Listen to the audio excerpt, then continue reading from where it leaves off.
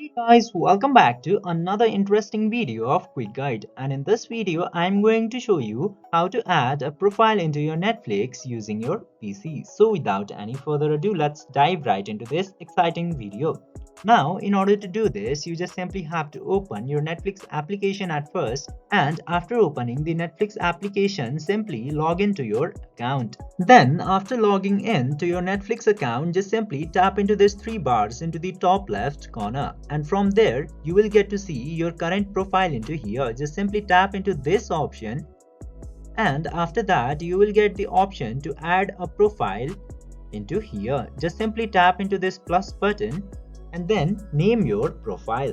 And after naming your profile, you can change your profile photo by tapping into this pencil icon. Just simply select the desired picture and then click to this save button.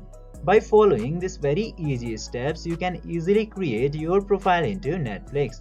I hope this video was helpful for you. If yes, don't forget to like, share and subscribe to the channel to never miss another update. Thank you for watching the video.